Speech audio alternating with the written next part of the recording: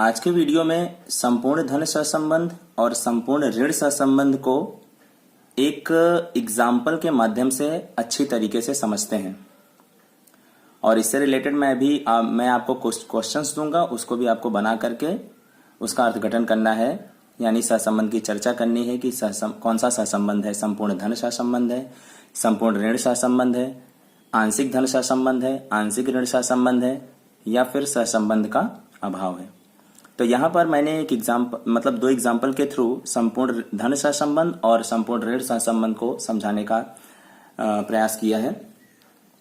Example, income tax का जो rate है वो 20% है, यानी जितनी भी आय हमारी कर पात्र होती है उसका 20% हिस्सा सरकार को देना पड़ता है, यानी 20% टैक्स की तरह हमें पे करना पड़ता है।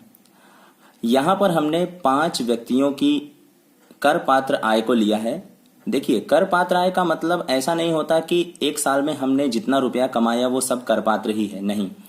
कर पात्र आय में से कुछ हिस्से काटने के पश्चात, मतलब कुल आय में से कुछ हिस्से काटने के पश्चात जो आय बच जाती है वो टैक्सेबल इनकम होती है। उसके ऊपर हमें क्या करना पड़ता है, सरकार को 20% जैसा कर भरना पड़ता है। तो यहाँ पर एग्जाम्पल में 20% लिया गया है, इसलिए मैं 20% की बात करता हूँ।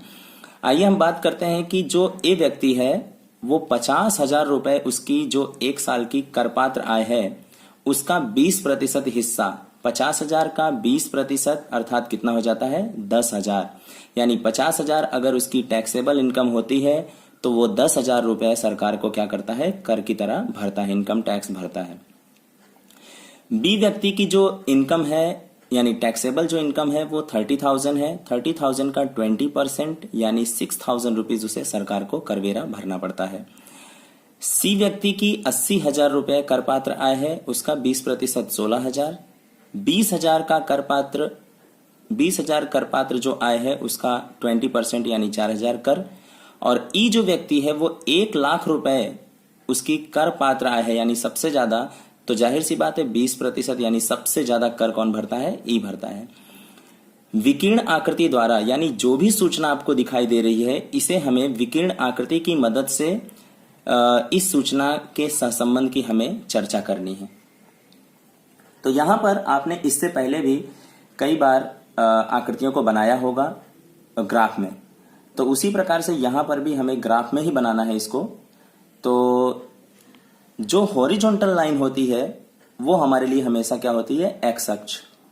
और जो वर्टिकली लाइन, हॉरिजॉन्टल का मतलब होता है आड़ी लाइन और वर्टिकली का मतलब होता है खड़ी लाइन। तो यहां पर खड़ी लाइन को हमें क्या बोलना है, वाई अक्ष, और आड़ी लाइन को हमें क्या बोलना है, यक्स अक्ष। ये दोनों ही लाइन एक बिंदु पर आकर के इंटरसेक्ट करती हैं, जिसे हमें ओरिजिनेट पॉइंट, जिसे हम क्या कहते हैं, ओरिजिनेट पॉइंट। और यहां पर हमेशा शून्य होता है। ओरिजिनेट को हिंदी में कहते हैं उद्गम बिंदु। अच्छा, यहां पर आप देख रहे हैं कि ये दाहिनी ओर जो रेखा जा रही है वो हमारे लिए एक्स अक्ष है, तो बाईं ओर भी तो एक रेखा जा रही है, तो हमारे लिए वो क्या है, एक्स डैश अक्ष, यानी एक्स लिख करके उसके ऊपर क्या लगा देंगे, डैश। उसी प्रकार जो ऊपर की ओर जा रही है वो हमारे लिए वाई अक्ष है, तो जो नीचे की ओर जा रही है वो हमारे लिए क्या होगी, वाई डैश अक्ष। यह हमें दर्शाने की जरूरत नहीं, केवल जानकारी के लिए जरूरी है, इसलिए मैं बता रहा हूं। अब हम आगे बढ़ते हैं कि भाई जब हमने ये एक्स अक्ष और वाई अक्ष बना लिया तो इस पर किस पर कौन सी चीजें दर्शाई जाए। तो यहां पर आप देख रहे हैं कर पात्र आय जो पहली वाली है, यानी हमारी जो टैक्सेबल इनकम है उसके ऊपर ही तो टैक्स डिपेंड करेगा। टैक्स के ऊपर टैक्सेबल इनकम नहीं होती है, पहले आप करपात्र आय करते हो उसके बाद में उसके ऊपर टैक्स लगता है। तो यानी करपात्र आय जो है वो निरपेक्ष है, स्वतंत्र है, और जो टैक्स है उसके ऊपर कहीं ना कहीं निर्भर है, डिपेंडेंट है। तो ये क्या हुआ, निरपेक्ष चल कारण चल, और ये क्या हुआ, सापेक्ष चल कार्य चल। तो जो एक्स, हमने पहले वाले को हमेशा एक्स मानना है, दूसरे वाले को चल वाई मानना है। तो जो यक्स चल है उसको हमेशा एक्स अक्ष पर ही दर्शाया जाएगा, और जो वाई चल है उसे हमेशा वाई अक्ष पर ही दर्शाना है। तो आप यहां देख रहे हैं कि यक्स चल हमने किसको माना हुआ है, कर पात्र आय को। तो एक्स अक्ष पर हमें क्या दर्शाना है, कर पात्र आय 1,000 रुपए में। फिर हम बात करते हैं वाई चल। वाई चल हमने किसको माना हुआ है, आयकर को, टैक्स को। तो वाई अक्ष पर हमें किसको दर्शाना होगा? आयकर को 1000 रुपए में। तो यहां पर आयकर 1000 रुपए में, ये हमने दर्शा दिया है वाई अक्ष पर। अब बात करना है कि कौन से अक्ष पर किस हिसाब से हमें नंबर्स लेने हैं, यानी संख्याओं को लेना है। तो संख्याओं को लेते समय एक सबसे इंपॉर्टेंट बात क्या है कि भाई सबसे छोटी संख्या कौन सी है। जैसे यक्ष अक्ष की बात करें तो सबसे छोटी इसमें से कौन सी दिखाई दे रही है? तो आपको दिखाई दे रहा होगा 20,000। तो 20,000 जो है हमारे लिए सबसे न्यूनतम है, और सबसे अधिकतम कौन सी है? 1,00,000। तो हमारी आकृति कुछ इस प्रकार से होनी चाहिए कि 20,000 और 1,00,000 दोनों ही उस पर आ जाएं। पता चला आपने 20,000 लिया लेकिन 1,00,000 नहीं आ पा रहा है, तो आकृति हमारी गलत हो जाएगी। इसलिए हमें क्या करना है? सबसे न्यूनतम और सबसे महत्तम दोनों की चर्चा अच्छी तरीके से कर लेनी है। चलिए हम बात करते हैं सबसे न्यूनतम कितनी है? 20,000। तो अगर मैं यहां पर यक्ष अक्ष पर 20,000 से शुरुआत करता हूं तो 20, 1 सेंटीमीटर में 20 लेता हूं तो 20,000, 40,000, 60,000, 80,000, 1,00,000, यहीं में हमारी आकृति पूरी क्या हो जाती है? कंप्लीट हो जाती है। तो बहुत ही छोटी सी आकृति बनेगी, तो बहुत ही गुचवाड़ा होने की संभावना बहुत ज्यादा रहती है, मिसअंडरस्टैंडिंग होने की संभावना ज्यादा रहती है। इसलिए हम क्या करेंगे? आकृति को थोड़ा विशाल करेंगे। तो जो 20,000 आप देख रहे हो उसको 1 सेंटीमीटर के अंतर पर नहीं, परंतु 2 सेंटीमीटर के अंतर पर दर्शाएंगे। अगर मैं 1 सेंटीमीटर पर 20,000 दर्शाऊंगा तो यहां पर लिखूंगा 1 सेंटीमीटर इज इक्वल टू 20,000। लेकिन अगर मैं 2 सेंटीमीटर में 20,000 दर्शाऊंगा, अगर मैंने यहां पर 20,000 लिख दिया तो यहां क्या लिखना चाहिए? 10,000। तो इसका मतलब मैंने 1 सेंटीमीटर बराबर में कितना लिया? 10,000। आइए हम लोग यहां पर 1 सेंटीमीटर बराबर में 10,000 को दर्शाते हैं। तो जैसे ही मैं 1 सेंटीमीटर में 10,000 को दर्शाऊंगा तो यहां लिखूंगा 10,000। कौन से अक्ष पर लिया? एक्स अक्ष पर। यह प्रमाण माप लिखना बहुत ही जरूरी है। 1 सेंटीमीटर बराबर मैंने कितना लिया? 10,000। तो यहां पर अगर मैं 10 लिखूंगा तो यहां कितना लिखूंगा? 20, 30, फिर यहां कितना लिखूंगा? 40, 50, 60, 70, 80, 90 और 100, यानी 1,00,000 यहां पर आ जाएगा।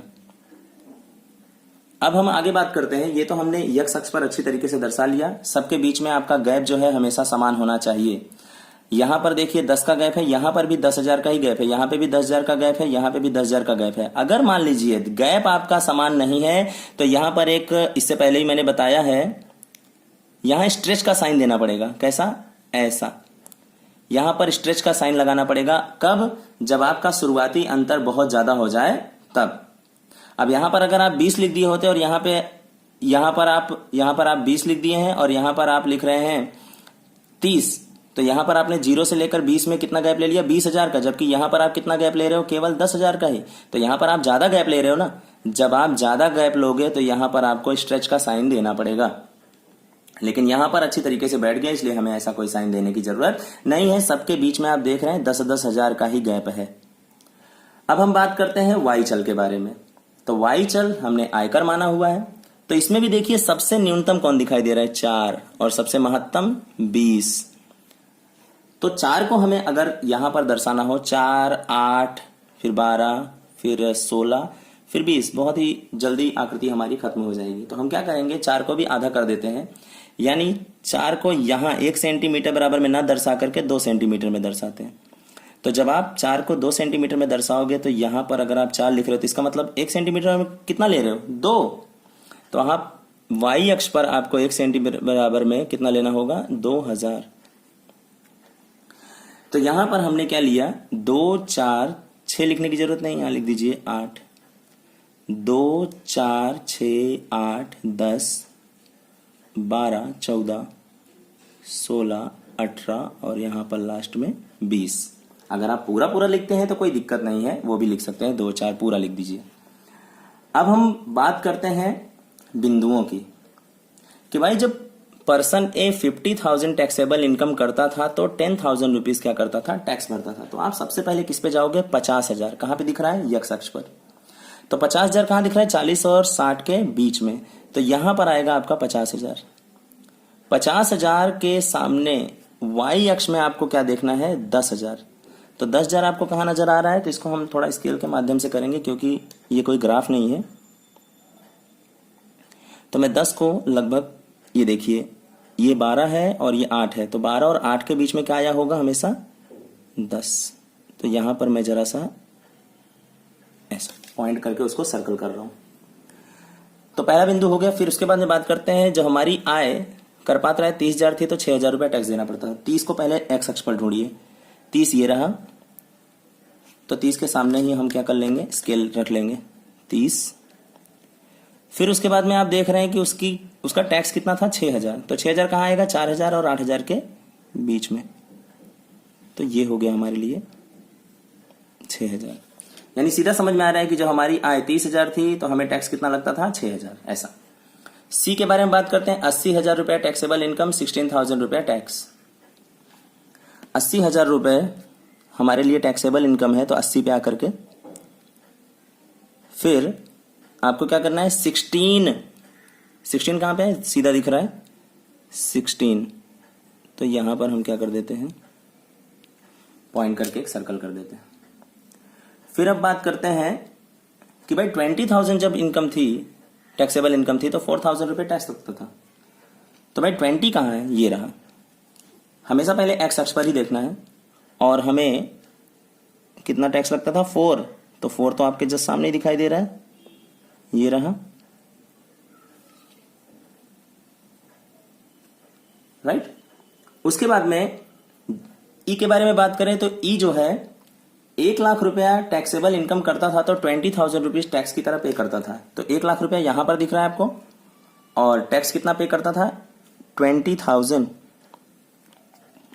तो यहां पर ये पूरी आकृति आपको ग्राफ में बहुत ही सरलता से बन जाएगी। ये तो मैंने पूरा ब्लैंक पेज लिया हुआ है, इसलिए थोड़ा सा दिक्कत हो रहा है।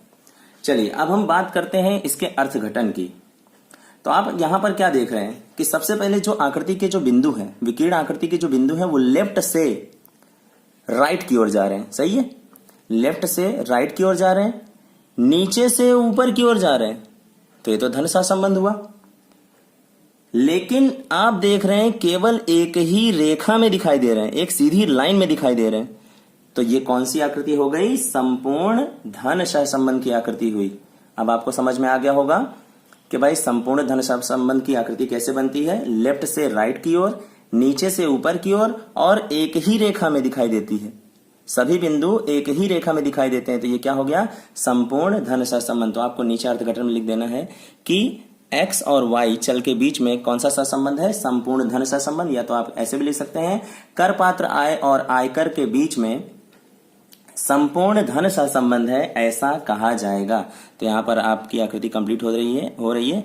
अर्थघटन में आप लिखेंगे संपूर्ण धन सहसंबंध, किन दोनों के बीच में, करपात्र आय और आयकर के बीच में। ऐसा आपको लिखना है अर्थघटन, फिर लिखना है करपात्र आय और आयकर के बीच में संपूर्ण धन सहसंबंध है। कोई पूछ ले क्यों, तो आप बता सकते हैं क्योंकि यहां सभी बिंदु लेफ्ट से राइट की ओर जा रहे हैं, नीचे से ऊपर की ओर जा रहे हैं, और सभी बिंदु एक ही रेखा में दिखाई दे रहे हैं। इसलिए आप कह सकते हो कि भाई करपात्र आय और आयकर के बीच में संपूर्ण धन सहसंबंध है। अब हम आगे बात करने वाले हैं संपूर्ण ऋण सहसंबंध के बारे में। तो उसे भी एक एग्जाम्पल के माध्यम से अच्छी तरीके से समझ लेते हैं कि भाई क्या है इसमें। तो यहां पर मैंने एक एग्जाम्पल लिया हुआ है, 5 मध्यम वर्गीय परिवार हैं। मध्यम वर्गीय का मतलब बहुत ज्यादा गरीब नहीं और बहुत ज्यादा अमीर भी नहीं, मिडिल क्लास फैमिली जैसे कि हम लोग हैं। 5 मध्यम वर्गीय परिवार हैं, और उन सभी परिवारों की, प्रत्येक परिवार की जो महीने की इनकम है, मासिक आय है, वो आप देख रहे हैं कितना है, 20,000 रुपए। सबकी महीने की इनकम जो है वो 20,000 रुपए है। तो यहां पर मासिक खर्च के ऊपर हमेशा मासिक बचत डिपेंड करती है। 20,000 रुपए में से अगर 15,000 किसी व्यक्ति ने, किसी परिवार ने खर्च कर दिए, तो बचा कितना पाएगा, 5,000। 15 और 5 कितना होता है, 20। अगर 18,000 खर्च कर दिए तो 2,000 बचा पाएगा, 18 2 20। 8,000 खर्च कर दिए तो 12,000 बचा पाएगा, 8 12 20। 10,000 खर्च करके 10,000 ही बचा पाएगा, 10 10 20। 12,000 अगर खर्च करता है तो 8,000 बचा पाएगा, 12 8 20। तो इस प्रकार की एक सूचना दी हुई है। ये सभी क्या है, आपके महीने के खर्च हैं, और ये सभी क्या है, आपने एक महीने में कितना बचाया है, और पूरा क्या हो गया, कुल पगार एक महीने की 20,000 20,000 20,000 20,000। तो इस सूचना को भी विकीर्ण आकृति द्वारा सहसंबंध की चर्चा करनी है। चलिए देखते हैं। तो जैसा कि मैंने आपको पहले बताया था कि जो यक्ष चल होता है उसे हमेशा यक्ष अक्ष पर दर्शाया जाता है। तो मासिक खर्च जो है वो हमारे लिए एक्स चल है, तो मासिक खर्च 1000 रुपए में जो है उसको हमने कहा रख दिया है एक्स अक्ष पर। तो मासिक खर्च 1000 रुपए में एक्स अक्ष पर। और वाई चल को कहां दर्शाना है? वाई अक्ष पर। तो मासिक बचत 1000 रुपए में, मासिक बचत 1000 रुपए में, ये हमने कहां दर्शा दिया है? वाई अक्ष। कि किस प्रकार से हमें एक्स अक्ष पर और वाई अक्ष पर संख्याओं को लेना है। तो मैंने आपको बताया था कि सबसे न्यूनतम चल और सबसे न्यूनतम संख्या और सबसे महत्तम संख्या, ये दोनों संख्याओं को हमें बराबर ध्यान में देना है। तो यहां पर 15, 18, 8, 10, 12 में सबसे न्यूनतम कौन है? 8। तो आप क्या कर सकते हैं, 8 से अगर आप स्टार्ट करते हो 8, फिर उसके बाद में 2-2 के गैप पे 10, 12, 14, 16, 18, 20, तो ये क्या बहुत ही कम में खत्म हो जाएगी। दूसरी तरह से कहा जाए तो भाई यहां पर अगर आप 4 से स्टार्ट करते हो, 4, 8, 12, 16, फिर 12, 16, फिर उसके बाद में यहां पर 20, तो भी बहुत जल्दी खत्म हो जाएगी। तो इसको अगर हम 2-2 के हिसाब से करें, 2, 4, 6, 8, 10, 12, 14, 16, 18, तो आराम से बहुत अच्छी आकृति बनेगी। और हमें हाईएस्ट कहां तक लेके जाना है? 18 तक। तो हम क्या करते हैं, 2-2 से शुरुआत करते हैं। 2, 4, 6, 8, 10, 12, 14, 16, 18। आप इससे आगे भी ले जा सकते हैं, लेकिन हमें जरूरत नहीं, इसलिए हम नहीं जाएंगे। 2, 4, 6, 8, 10, 12, 14, 16, 18, ये हमने यक्ष अक्ष पर अच्छी तरीके से दर्शा दिया। तो आप जरा देख लीजिए कि सबसे छोटा वाला आ गया और सबसे बड़ा वाला भी आ गया। 18 था हमारे लिए, सबसे बड़ा वाला भी आ गया। अब हम आगे बात करते हैं वाई अक्ष पर। तो सबसे न्यूनतम आपको कितना दिखाई दे रहा है? 2। और सबसे महत्तम आपको कितना दिखाई दे रहा है? 12। तो हम क्या करेंगे, अगर 2-2 के गैप पे ले जाएं, 2, 4, 6, 8, 10, 12, 14, 16, 18, 20, तो आराम से हम लोग कवर कर सकते हैं 12 को भी। तो हम 2 से ही स्टार्ट करेंगे, 6 बार में कवर हो जाएगा। 2, 4, 6, 8, 10, 12, अच्छी तरीके से आकृति हमारी कंप्लीट हो सकती है। अब हम क्या करते हैं, बात करते हैं कि जब किसी परिवार की 15,000 इनकम थी, तो 15,000 जब खर्च करता था तो 5,000 क्या करता था? बचा पाता था। तो 15,000 को इस पे ढूंढना है। तो 15 कहाँ आएगा? यहाँ पे। 15, 14 और 16 के क्या आएगा? बीच में आएगा। तो 15 जब उसकी उसका मासिक खर्च 15,000 था, तो 5,000 वो क्या करता था? बचा पाता था। तो आप देख रहे हैं कि 5,000 लगभग कहाँ आ रहा है? 6 और 4 के बीच में। ये चीजें आपको ग्राफ में बहुत अच्छी तरीके से समझ में आएंगी। तो यहां पर हम ले लेते हैं एक सर्कल। दूसरा परिवार 18,000 मासिक खर्च करता है तो 2,000 बचा पाता है। 18,000 मासिक खर्च करता है तो 2,000 रुपए बचा पाता है। तो 2 आप देख रहे हैं जस्ट यहीं पे दिखाई दे रहा है 2। तो यहां पर हम ले लेते हैं 2। फिर हम आगे बात करते हैं कि 8,000 मासिक खर्च करते हैं तो 12,000 बचा पाते हैं। तो 8,000 मासिक खर्च करते हैं, 8,000 मासिक खर्च करते हैं तो हम कितना बचा पाते हैं? 12,000। तो ये रहा 12। फिर 10,000 खर्च करते हैं तो 10,000 बचा पाते हैं। तो 10 भी आपको नजर आ रहा होगा। 10,000 खर्च करते हैं तो 10,000 बचा पाते हैं। 10,000 इधर, 10,000 इधर, दोनों साइड से मैच होना चाहिए। फिर आगे हम बात करते हैं 12,000 जब हम खर्च करते हैं तो 8,000 बचा पाते हैं। तो 12,000 आपको नजर आ रहा है यहाँ पे। 12,000 जब हम खर्च करते हैं तो हम कितना बचा पाते हैं? 8,000।